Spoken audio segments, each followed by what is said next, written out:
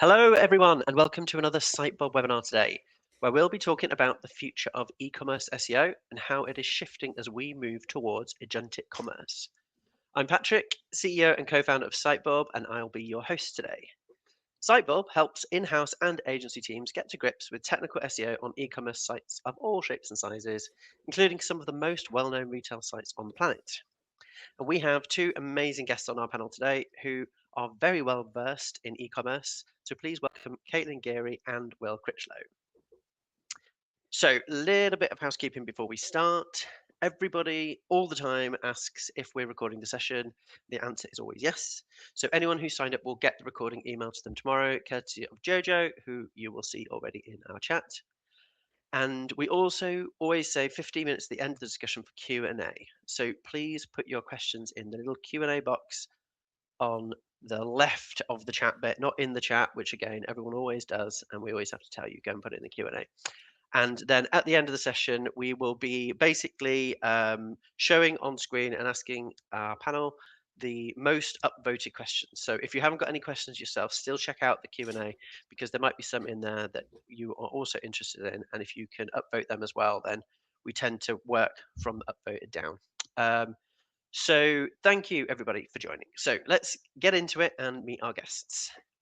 So we have Katelyn Geary. She has direct experience growing multi-million-dollar e-commerce sites in her role managing the SEO at JD Finish Line.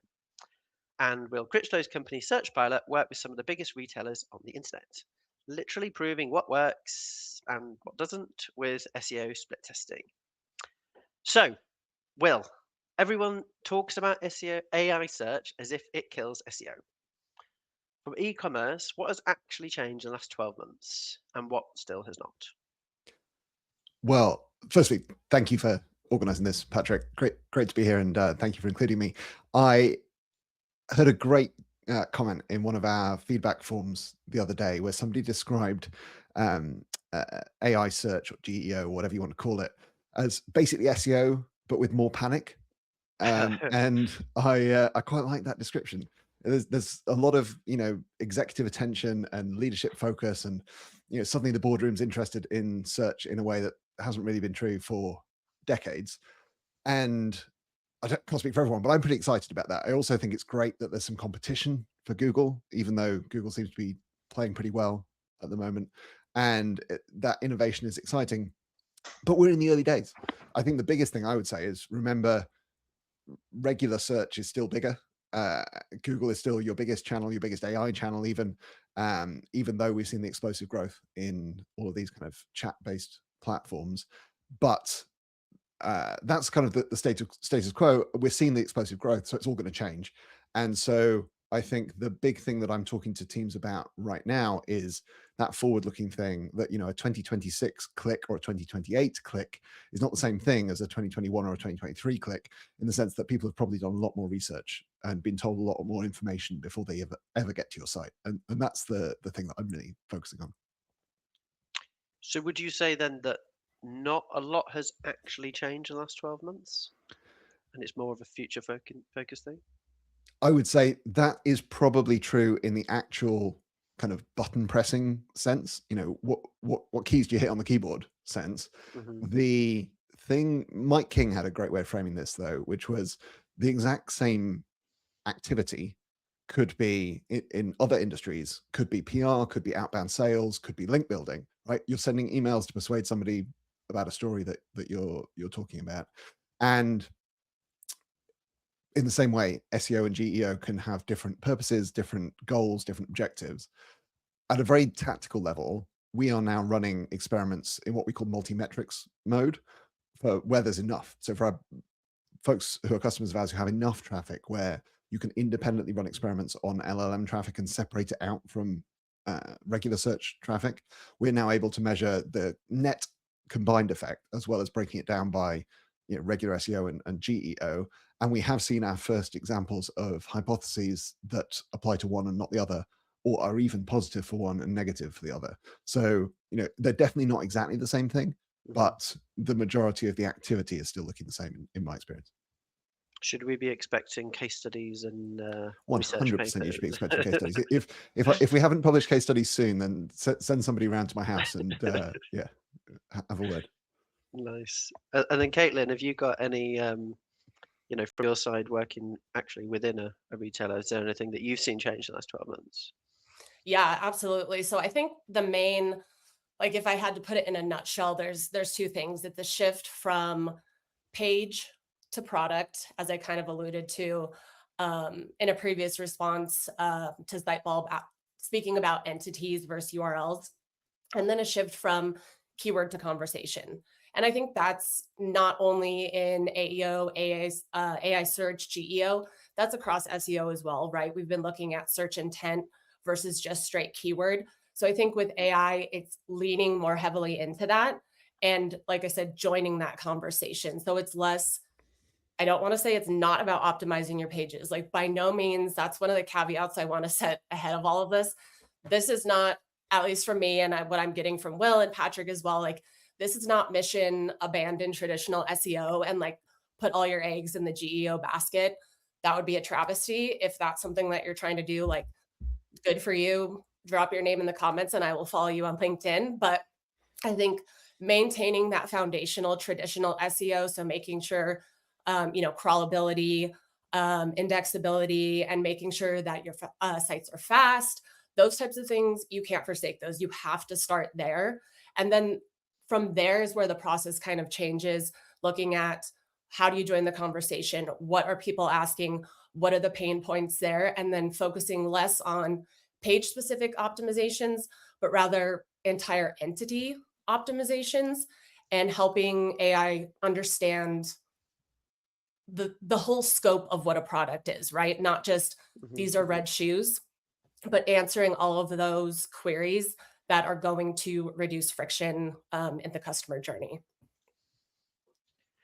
So that, the search pilot study you're talking about, let me just drop that in the comments actually, because everyone watching basically needs to go ahead and read that, because there's loads and loads of really valuable stuff in there. So like I think you mentioned in the quote that you put in was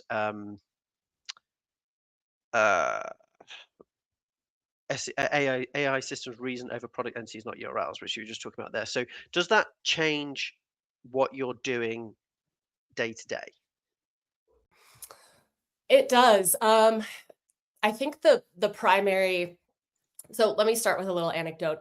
My boss had our entire team do like one of those strengths finder activities where you fill out the quiz and you find what your strengths are. So I got back my results. I was really surprised. I was thinking something like competitive or applicator or something like that. I was actually developer, and that's not in the technical sense. That's more in terms of developing relationships. So I'm someone who really likes to bring people in on projects. I like to collaborate. I don't like when people feel left out. So for me at first, I was like, yikes, that's not really necessarily how I feel in the workplace. Not that I don't want to include people, but sometimes I can be heads down, super in the zone and focused. So relationship building doesn't seem like it's at the forefront for me. However, now that we're leaning into this whole entity creation and understanding, that cross collaboration with other teams is extremely important.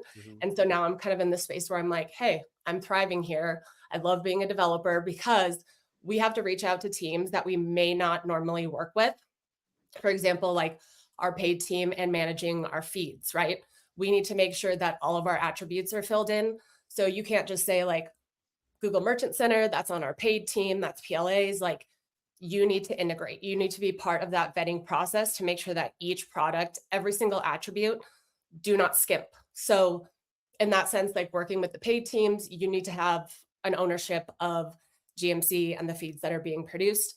A little bit more upstream, working with your merchandising team and seeing, what are they entering in the PIM? Is it coordinated between what the attributes they're including and the attributes that are being included in Merchant Center? So overall, it's just really this, I think the place where we need to start, and I'm trying to start, is with that cross collaboration and relationship building to say, hey, this is a team effort, like across the entire organization, to build this entity that is recognized and trusted within AI search. And so for me, that's really the foundation. The foundational change is less about the actual strategies and tactics, but more about getting the buy-in and the relationship building to say, you are contributing to how we appear in AI search. You're contributing, you're contributing, you're contributing. How do we all get together and make sure that we're on the same page? And I think that's probably one of the biggest challenges, is getting out of your AEO, GEO, SEO lingo and figuring out how to connect with other teams. Because, I can talk about building an entity, I can talk about products over pages. What does that mean to a merchandising team? Maybe not a lot. So sometimes it's the type of thing, you take them to ChatGPT, you take them to Claude, whatever it is, you search whatever it is and show them right there on the screen, here's what's going on, here's what we're trying to achieve, and here's where you can come in to help with that visibility. So yes, the tactics will change, but I think the first thing that teams need to focus on is that cross-functional collaboration. Yeah, I love that. I think as well, because obviously it's like the hot topic and everyone's talking about it, and you can literally show people like what happens. It perhaps allows you the buy-in that maybe we couldn't get previously, because it was more, oh, it's SEOs doing their thing over here, and it's also siloed. Yeah, and I think it's an exciting time for SEOs too, because as Will alluded to, like there's this sense of panic, I think.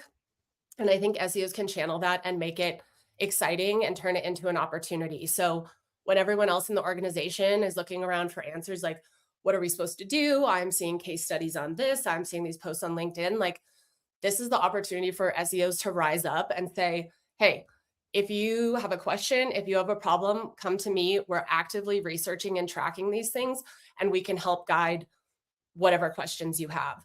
And so that's one thing, like, I hope that anyone who's watching and takes away, whether you're an SEO or just within your marketing org, like, you be the person to stand up and advocate for the direction of GEO, AEO, whatever your strategy is, but make yourself the authority there, because we really need to drive. And all of you are here because you are doing the legwork to lay this foundation and figure out this kind of like primary research. So you should be the expert in this space. So instead of panicking, look at this as an opportunity to be the one that like stands up on the soapbox and says, hey, everyone, come with me. I'm tracking, I'm testing, like, let's go together. Yeah, nice. Okay, so let's think a bit more technically then. So if a retailer could improve just one thing this quarter for AI discovery, and let's pick, so that could be product data completeness, the crawlability or accessibility of content, or brand authority. So only allowed to pick one thing. Where would you put the budget? Well, you go. I'm going to pick the complete information completeness Mhm. with a little caveat, if I can put an asterisk on, of the crawlability if that's the biggest block, if it's kind of blocked or completely unavailable, which I'm assuming they've got kind of SEO basics in place, but the biggest difference is the JavaScript execution. And so I think if you want to be visible in these, particularly the real-time fetching from things like ChatGPT, then your stuff needs to be available even without JavaScript enabled. But if we're not in that kind of asterisk caveat, then I'm going to say more information. And that's the sneak preview hint of where some of the testing that we've been doing has been going is either summarizing information, additional information, or repurposing content in a way that's more digestible for an LLM. Those are the kinds of things that I would be experimenting with. And on brand, I'm going to say all of these things should be experiments, because it's all just changing so fast and nobody really actually has a clue what's working today or what's going to continue working. I feel like you just somehow managed to swerve around saying it depends in a very clever way. I mean, that's my whole job. But This isn't but your let's first test to find rodeo. out what the answer is, shall we, in each individual situation. Katelyn, do you have a different take? Would you put the budget in a different place? Will took the words right out of my mouth. I think like step 0 is just checking to make sure that your content is rendering server side, or at least is not completely hidden. Obviously, every single page can't fully render server side, but making sure those key components are visible to AI search. Like, do not do anything else. After you get off this call, after you get out of this webinar, go check your website and make sure that's going to be visible to AI bots, because you can do all kinds of amazing content optimization, structured data, everything you need to have like this fully functioning, conversion machine. But if none of that is visible, what's it all for? So start with step 0, which is making sure your content is visible to AI bots. Yeah, which is basically the tech SEO bit. And if you need help with that, go and look in the comments, because Jojo has just put a couple of resources of our JavaScript SEO training and tech SEO in the AI era training in there as well, which will help with both of those pieces. If you don't mind, Patrick, I've got one resource I would drop in there as well. Go for So it. if people want some of those, we're talking about kind of enhancing product pages and adding more or different kinds of content to them. My colleague Demetria actually did a webinar on it recently. I'll drop the link in the chat. And it's positioned as being about testing content produced using AI. But actually, there's also quite a few hypotheses in there that are designed to be measured for their impact on AI discovery and GEO. So if folks are interested in some specific test examples or hypotheses, they can check that out. Well, I feel that is like basically what my next question was anyway. So great segue. I was going to ask you, Will, to put your search pilot hat on and let us know what you would say is like serious AI discovery test backlog would look like today. Yeah. So with the caveat that I mentioned earlier, that it's all kind of in flux. So you're going to want to test and retest. And, I can't tell you the exact perfect prioritization, because we're finding different things work in different situations. But some things that we've been experimenting with. One is reformatting content. So turning product specs into a kind of key features content piece, for example, adding more authoritative introductory paragraph on PLPs. You might notice all of these could be SEO hypotheses as well. Buying guide Q&A is quite an interesting one. A lot of freshness stuff. So one of the key things that the LLMs go out to the web for is up-to-date information. If you think about, they've got their training data, and then they've got everything that's happened since they were trained, and that is from the retrieval augmented generation, the RAG stuff, and that's where they're going to the search results themselves. They're doing that because they don't know up to the minute pricing information, in-stock status, latest reviews, product drops, etc. And so showing that your content is fresh in those ways, and having the freshest and latest information both on the page and highlighted on the page is kind of key kind of things to test.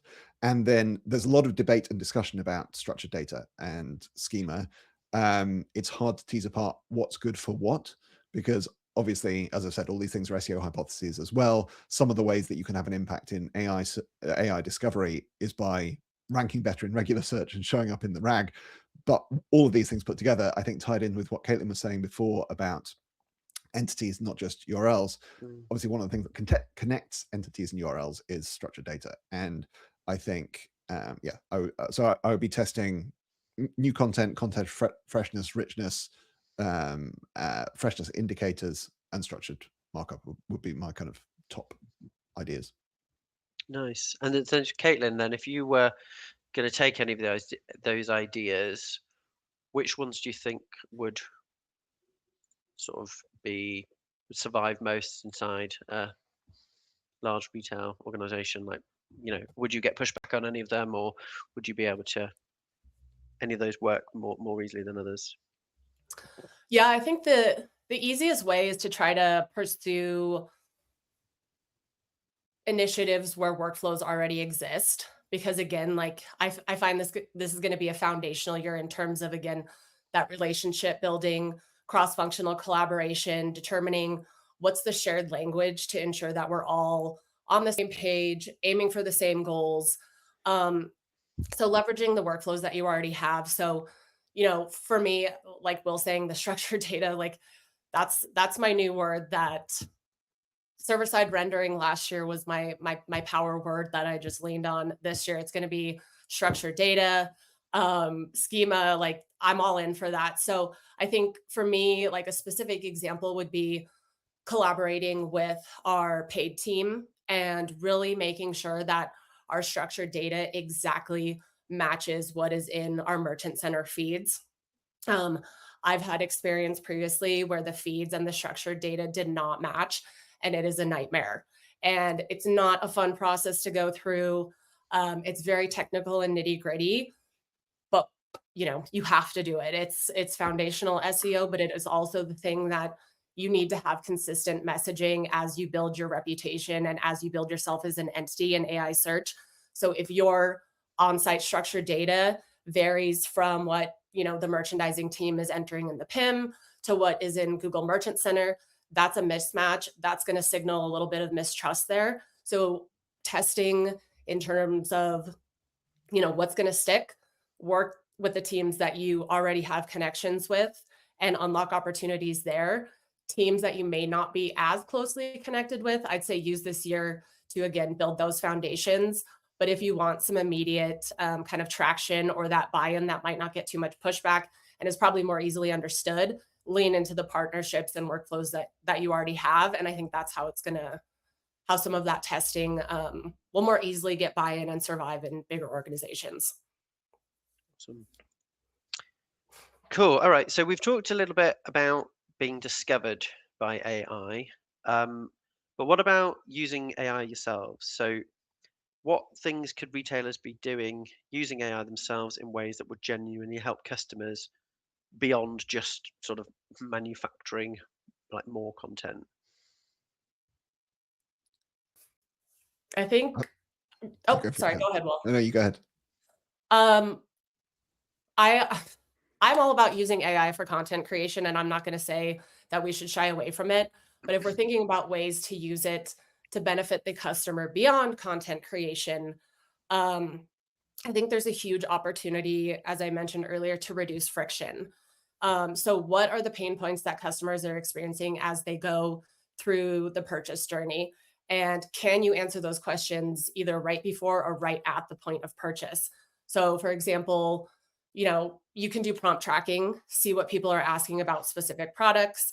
You can go in Search Console and do some sort of regex for longer tail queries to find what people are searching for at the product level and include those like maybe directly on your PDP. So it's not just those typical, like, it's this material, it's this color, and it's this brand. So maybe you should size down a size. Like, that's generic. That's not going to be helpful most of the time. People do want to know those things. But again, you're dealing with real people here, and you need to answer the questions that they have that are potentially preventing them from converting on your site. Maybe they're going to go to another site where those specific questions, like, are these good running shoes for someone with flat feet? Beyond just like, are these quality running shoes? Are these comfortable?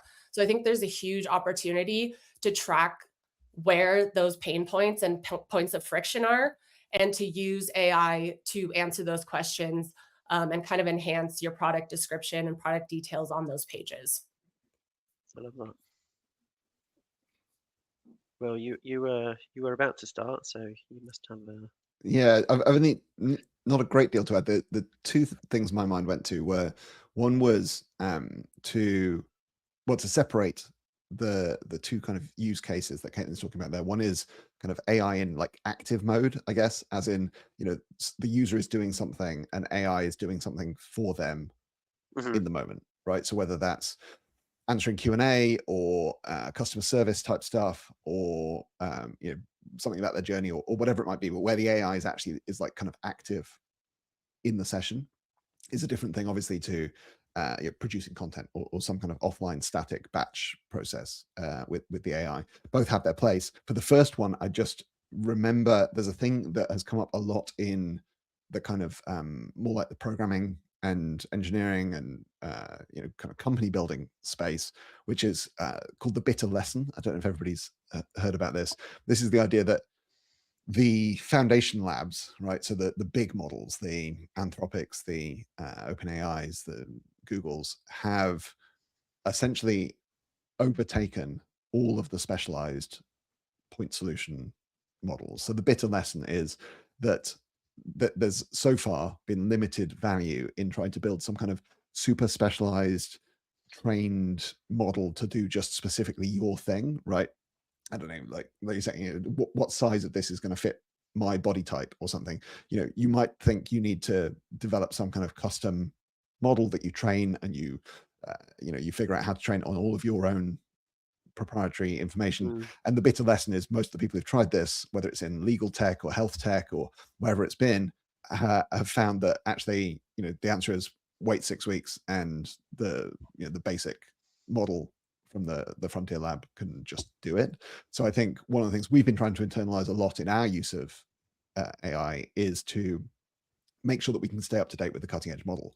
So make sure that we're not building so much on top of it that we can't upgrade the model underneath it every time there's a new state-of-the-art model that comes out. On the other piece, so the, you know, AI generated content, I think, you know, we were alluding earlier, I think everybody's mentioned the, you know, the case studies on LinkedIn, or the people talking about the crazy things that they've had. Obviously, people are only talking about their wins. I think some of those are going to be short-lived, and if it feels like a shortcut and a hack, it's probably not going to last. Where I think it is particularly interesting is where it's driving off your proprietary information and data. So whether that's reviews that people have given you specifically, whether it's product information, testing information that you have built up over time, you know, that is unique to you. It's back to that kind of, you know, unique content type language, but taking that and presenting it in ways that are useful and meaningful to your visitors. That's where I think the value gets really interesting, because there are things that are genuinely, you know, as a user, for example, I love the summary of reviews that you get on like Amazon, for example, now. And sometimes that can be either example. That can be, I can chat with the reviews, so I can say, you know, has anybody tried this for a small cat type thing, or it can be the more static, you know, just description of content, which obviously could be indexable. So yeah, that were just a couple of thoughts that I had there. Yeah, I really like the summarizing of reviews. Although I wish they would also do it on the negatives as well, because you kind of have to go and hunt that. You're like, well, actually, what did people say in negative? And sometimes it's like the product didn't arrive on time, and you're like, well, you've given it a 1 star, and that's not actually helpful. You could helpfully summarize the negatives as well, but no one seems to do that. Yeah, but if they did a bit of like user experience tracking on those pages, you'd see the first thing people do is go and find the 2 1-star reviews and just check out what they were. See what they are, yeah. Okay, so then just in terms of like measurement, so traffic is already becoming a weaker signal. So what then do we show leadership instead?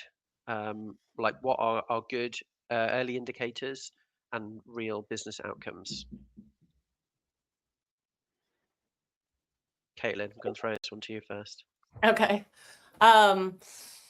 Well, I think if anyone has the locked down answer to that, reach out to me, because I would also like to know.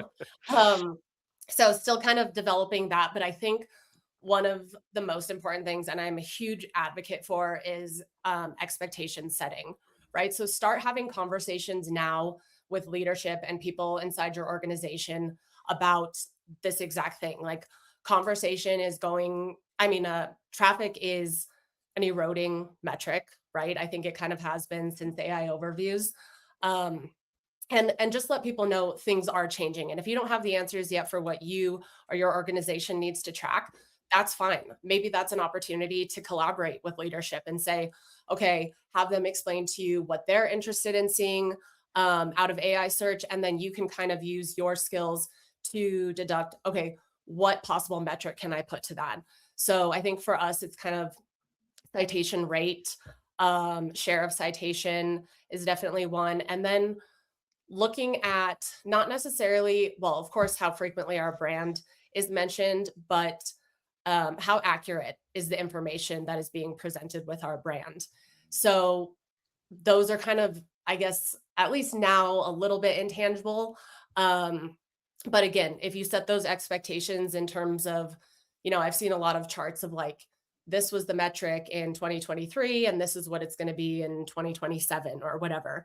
And so communicating those types of things, I think are super important. But I think in terms of like ultimate business goals in ecom, like those things are going to remain unchanged. Revenue, margin, and CAC, like those things will go unchanged. So I don't think there needs to be that concern. I think it's more about how are you going to share with leadership the new metrics that we're testing.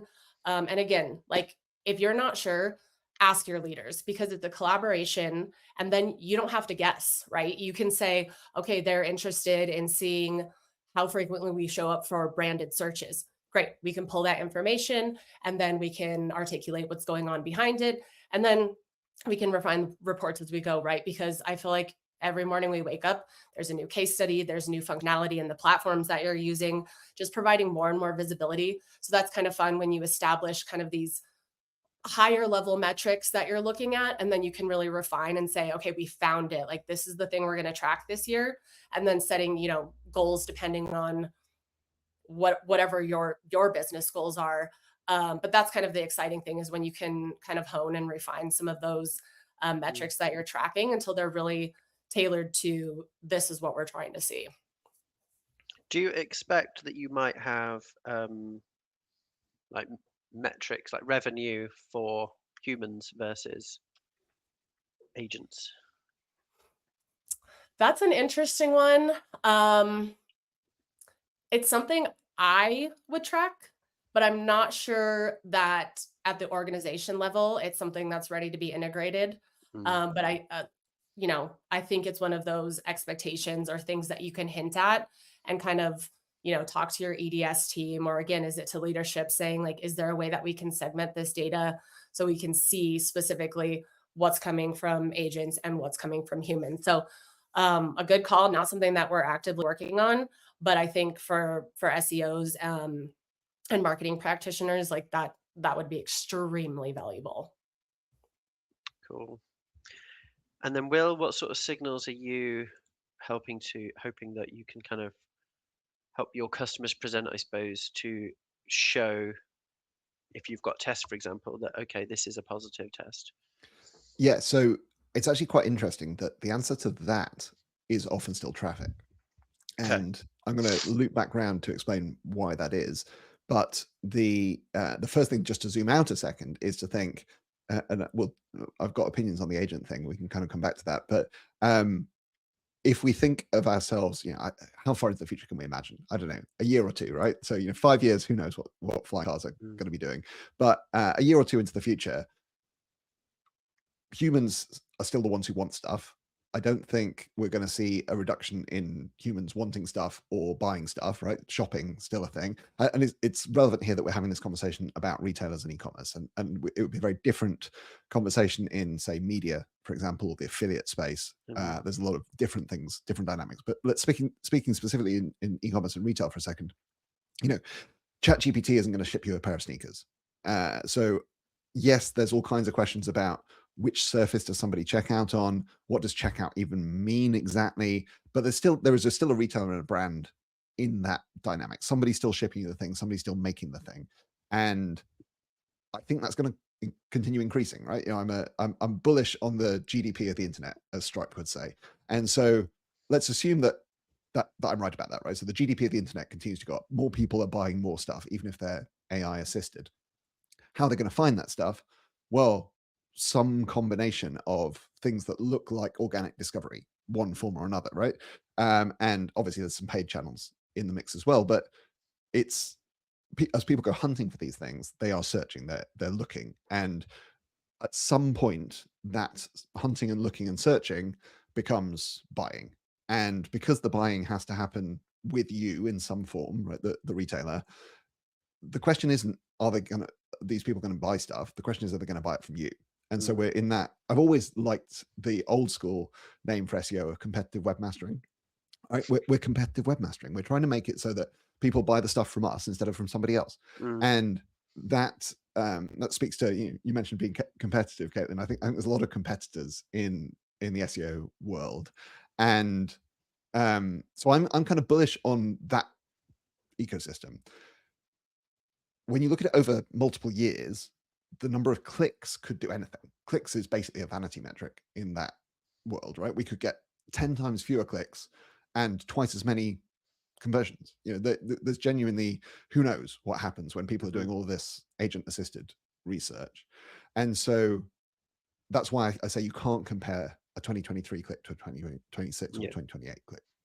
But for an experiment, you can. So our hypothesis is typically, by making this change, we will get a measurable, statistically significant improvement in the number of clicks that we're getting. Because over that timeline, over the timeline of a test, that dynamic isn't shifting in the same way. So we're measuring most of them in clicks, and then we're converting that into revenue numbers to get close to the business. Typically, we work with our customers' kind of finance teams to work on that, and it depends how far down the rabbit hole they want to go. Of how segmented you make that, how accurately you model it, versus just having an estimated blended revenue per session number across different page types and different channels and so forth. But we're basically trying to report in revenue, but the statistical significance is typically done on traffic, because I've written about this. If you go too far into rankings, you're not measuring everything. You don't get click-through rate. You're not measuring the whole universe of things people search for. If you go too far into conversions and revenue, there's so much other statistical noise around discounts, promotions, special offers, your competitors' pricing, the economy, the interest rates, all kinds of things can affect those kinds of things. And so we're typically measuring and doing the kind of hardcore statistics on traffic. But as I mentioned earlier, we look at that in a kind of multi-metric world, so we can pull in all of those bits of data. But hopefully that makes some kind of sense. Yeah, I think as well, like, I suppose I'm not really still sold that people will change to this method of, I'm just going to let an agent buy stuff for me. Like, retail therapy is a thing. Like, part of the thing that people like about retail is going and looking and exploring on your own. This idea that you could just, my agent's just gone and bought this stuff, and I had no input in the decision really, other than giving it a prompt. I don't know. Not 100% sold that that's definitely the future. But anyway, moving on, because we are running out of time before we get to the Q&A from the audience, and I've got a few more for you. So I wanted to talk about something that e-commerce teams should stop doing, or do less of, because the environment has changed and is changing. Stop producing mass content that is thin and offers nothing for the user. Produce quality content inspired by what your customers are searching.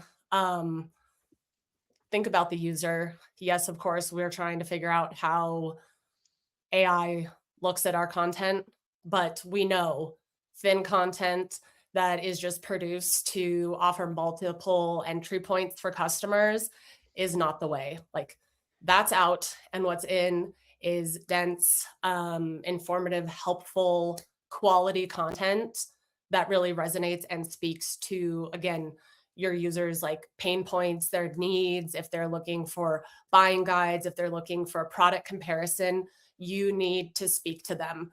Don't just churn out content. So I think I'm not saying don't focus on content. I'm just saying don't use AI to just churn out mass quantities of content that really provide no value. It's going to hurt you in the long run. Also, we'll think badly of you. We won't be mad, we'll just be disappointed. I was going to say guessing. That's what I want to see people stop doing. I see all of these different ideas about what is or isn't AI ranking factor, and that isn't even a particularly coherent concept, because they're not doing ranking, right? It's not information retrieval, really. They may be grounded in or augmenting their data with information retrieval, but that's traditional search information retrieval. So it was hard enough trying to figure out what the ranking factors were in a pre-AI 10 blue links world. We all played that game, and with varying degrees of success. But throw AI in the mix, throw in the fact that a single prompt might be doing dozens of fan out queries in the background. So it's where you rank across dozens of different queries that you don't even know what they are. And you probably don't even know what the prompt was. And maybe that prompt is unique and has never been typed in before in the history of the universe. This is just an impossible game. You've got to play the science game, and you've got to measure and see what makes the net impact. And obviously, I hope big retailers do that with us, but whether they do it with us or not is that's the bandwagon that I'm gonna keep jumping on. I don't know. And everything's changing all the time, like you said before. You can do stuff. But even if it wasn't, we just have no idea, right? Like it's Yeah. so hard to unpick, and I'm not even sure how well it generalizes. I think it's increasingly fragmented and increasingly industry specific, vertical specific, even product specific. So yeah, I think a bit of scientific humility.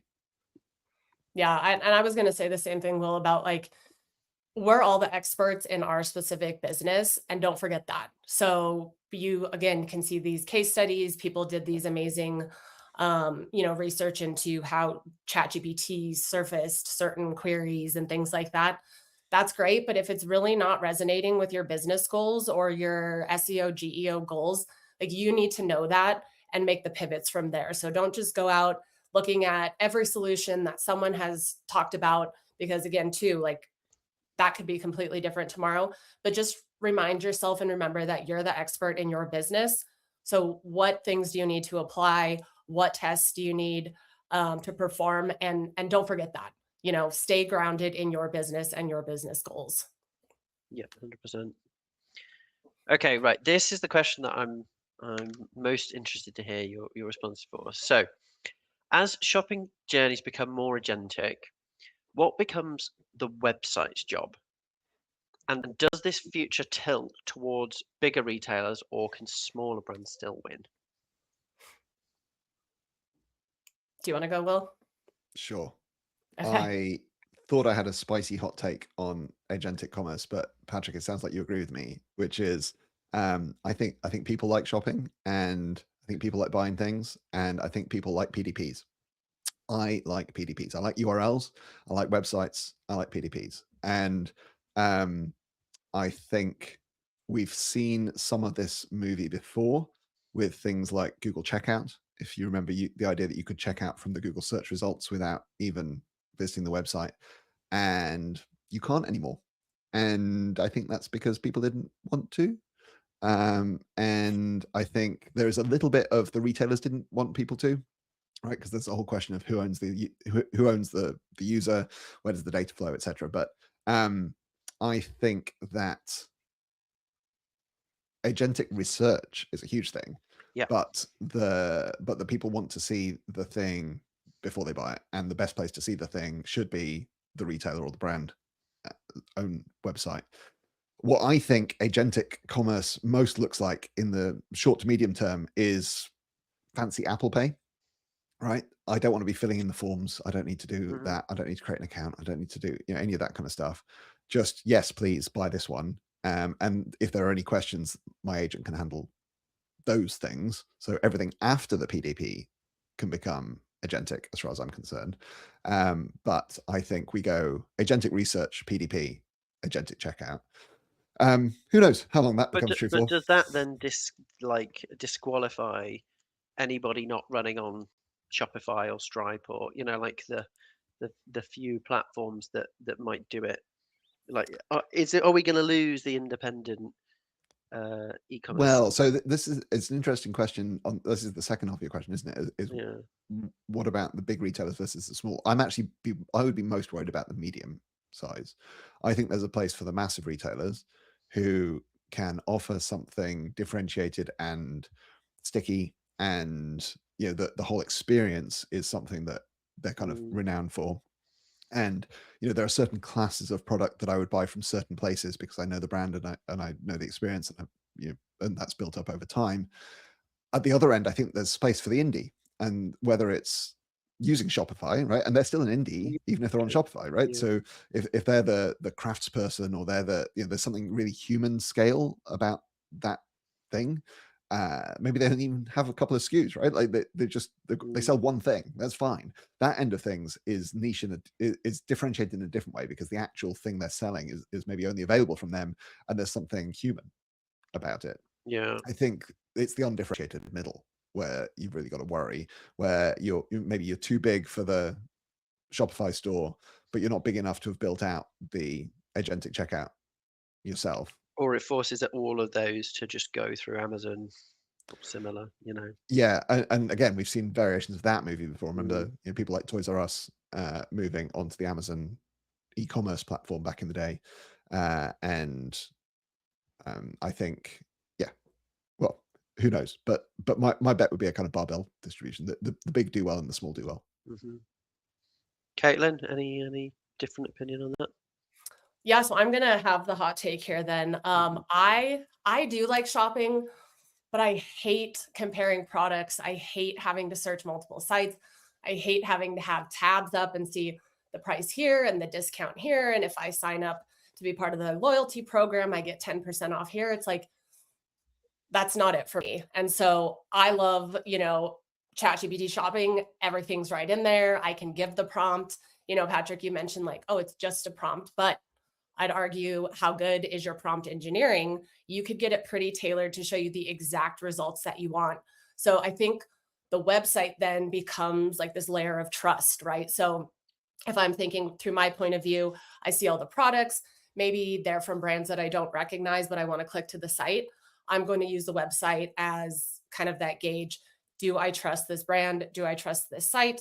And I think this kind of goes back a little bit to some of those foundational SEO things, like, is your site fast, right?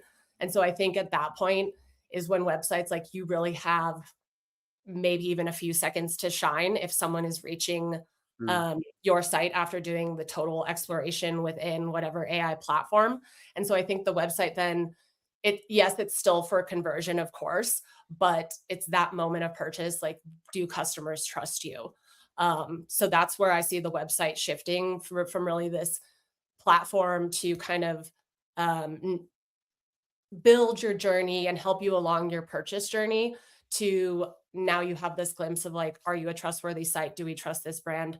And are we going to purchase, or am I going to hop back over to ChatGPT, choose a different product, and go through the same process looking at someone else's website? So that's where I think the job of the website changes. And then in terms of the small organizations, kind of as Will was saying, like, they're so niche that they are the experts on their products. And I think that's where they can shine, because AI platforms do reward that type of content, versus whereas some of the bigger organizations or even the medium, they might lean towards maybe some more boilerplate or like customized boilerplate, whereas those small businesses can really get into the nitty-gritty details. And I think they'll be heavily rewarded for that. Yeah, I think I probably agree with all of that.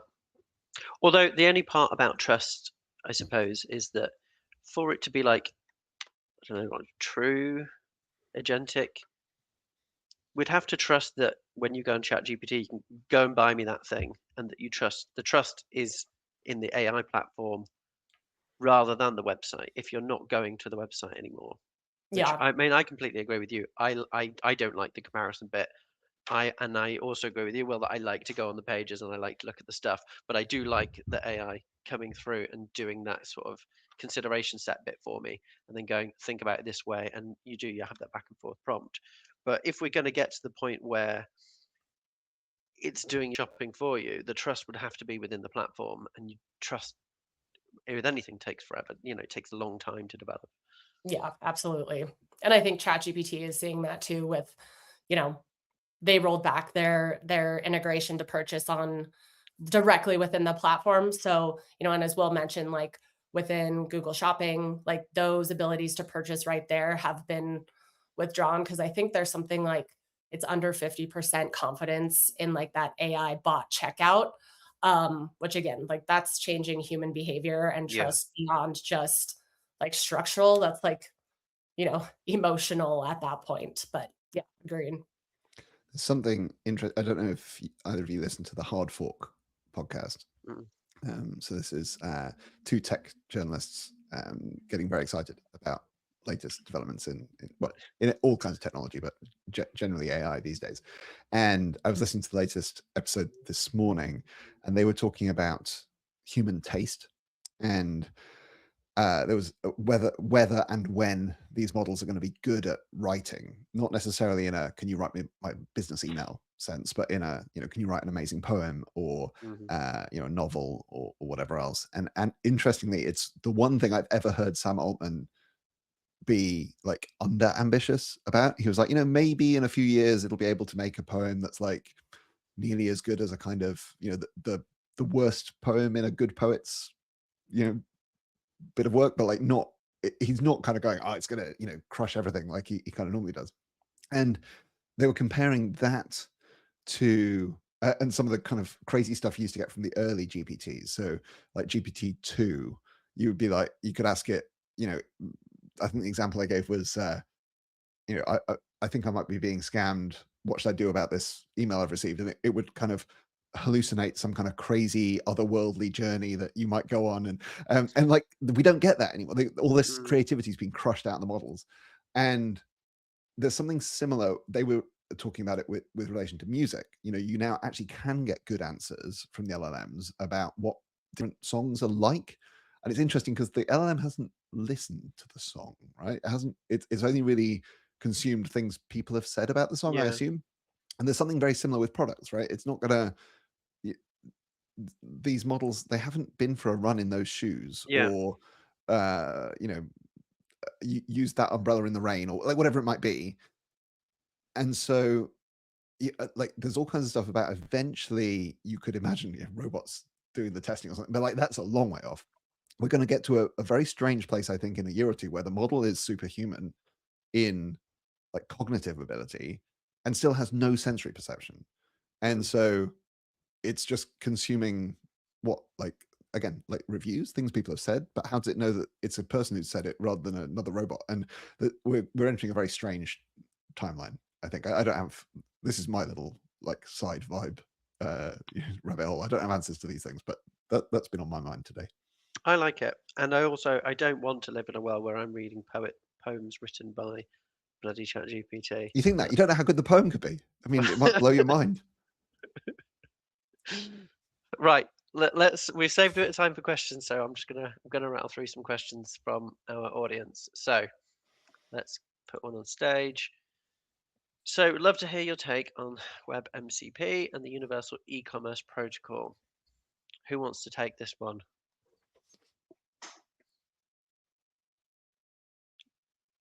Katelyn, you're on mute for a second. Yeah, sorry, Will, I'm going to default to you on this one. No, I was going to say the same thing. So my take is I think it's not the top priority for most sites right now. I would say focus on discovery, not on this kind of the checkout bit. I think there's a lot to be done with smoothing the checkout process. As I said, Apple Pay plus, making it so that whatever checkout somebody's using, it's very slick. But I still, as I said before, still a fan of the PDP, still a fan of the URL, and it's probably the biggest thing that I think the frontier models are doing wrong actually right now. My brother's written about this a bit weirdly. It's something that he and I agree on, is that if you go into a search like query, right, or like put a search type thing into any of the frontier models, whether it's Gemini, ChatGPT or Claude, you don't really get links back. And I think most of the time when you do a search like thing, you want links. Yeah. And it's a bit of a mystery why none of them have realized this, particularly Google. It's like, dude, just surely you're a fan of the link. And you can get Gemini to do it, or AI mode, which is basically the same thing. You can kind of say, I want links. And if you, the example that I remember my brother writing about was recipes, right? If you ask any of them for a simple, like a tomato soup recipe or whatever, it will give you some kind of weird average slop recipe that's like, the kind of average of all the recipes it's read about. which isn't what you want. Right? You want, and so actually the way to get a good result is to say, give me a list of links and sell me on why I should go and visit those links. And it'll be like, okay, if you're looking for something spicy, go check this one out. The reviews are like, this will blow your mind. If you're looking for something quick and easy to make, check out this one. If you're looking for, I don't know, vegetarian, obviously tomato soup's already vegetarian. That's a bad example, but whatever. It's more creative than me. But have it sell the links to you. That is what an AI search experience should be like, in my opinion. It should be links and then AI personalized to me, hyper specific to my prompt, reasons why this is the right link for me. Anyway, that's way off topic. I'm supposed to be talking about e-commerce protocols. I didn't, sorry. I think you've both answered though that you don't have a big take on them at the moment. Like it's almost like wait and see. Yeah, wait and see. Exactly. See what happens and focus your efforts elsewhere. Okay, so cool. Let's just go on to the next one then. So are there any examples you can share where optimizing for GEO, still hate that phrase, anyway, optimizing for GEO had a positive impact on one channel but a negative impact on another? I can. Could just be no, but I can kind of. So I'm going to talk around it a little bit with some hints of where we're going. As you alluded to earlier, Patrick, we're going to have some case studies on this very soon. The best examples are still under NDA, and we're working on getting the permission to talk about them publicly. Obviously, the people who are doing the most cutting edge stuff here are not always wanting us to go on podcasts and webinars and tell people all their secrets. The kinds of things that are giving this differentiated impact, positive in one channel, negative in the other, things like adding tons more content to a page, where you can imagine that the LLM is just like, yes, greedy, give me all that stuff, and Google is like, I've seen this before. There's too much on here now. Maybe it's too duplicative of other pages now. They're too similar, etc., etc. So that's just the kind of direction that you can imagine these kinds of things playing out in. I think it's really interesting that the LLMs don't really have a concept of duplicate content. They don't really have a concept of canonical URLs, and they have that in common, as you were saying earlier, Katelyn, with shopping, where all the product variations can all be one canonical URL. But yeah, I saw a product feed recently where 85% of the entries in the feed were one single product that came in like a bajillion variations, and only 15% of it was like the other however many thousand products in the product category. And that doesn't seem to be a problem for paid or other areas. But yeah, anyway, as I said earlier, I'm a fan of URLs, fan of canonical URLs, and I think the LLM should get on board. You're gonna have to get a tattoo, Will, that says "fan of URLs," I think. Yeah, I'm not sure that's a winner, Patrick. I might have to run that past the family. Maybe some merch. Should we start with some merch? A hat, something nice. A merch is a good, probably an easier sell. I've got one here, Katelyn, that relates to one of the things that you were talking about earlier. So it's cross-functional collaboration. What's actually working in practice, and how are you systematically turning customer insights from other teams into actionable personas for content and getting buy-in without adding operational overhead? Sorry, let me catch the. How are you said something? The beginning. Sorry. No, you're good. Yeah. So I mean, this is an interesting one. Of course, there's a lot of different ways you can go.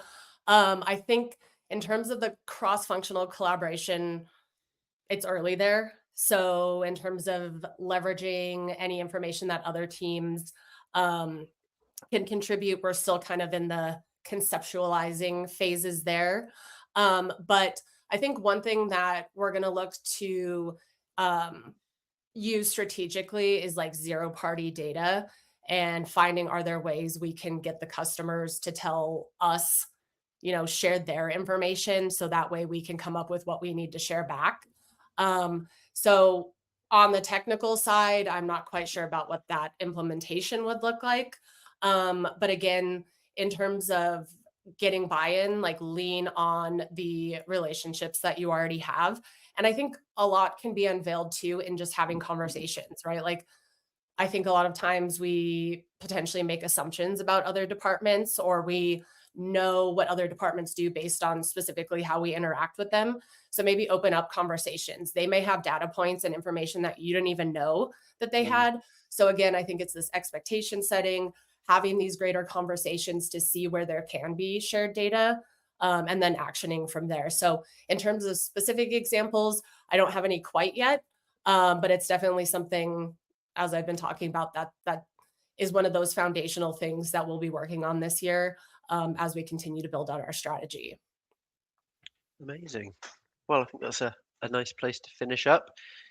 Circular almost, because that's where we started as well. So yeah, because that's all we've got time for, unfortunately. But thank you ever so much for everyone watching and for those fantastic questions. And huge thanks, of course, to both Will and Katelyn for so generously giving up your time and expertise. We will be emailing out the recording tomorrow. So anyone who's registered, if you missed the start, don't worry, we can catch up tomorrow. Before we go, let me just give you a quick lowdown on Sitebulb's next webinar, which is only 2 short weeks away on the 8th of April. That will be the first of a 3-part series on website migrations, so keep an eye out on your inboxes for details of that. But thanks again for watching, and see you on the next one.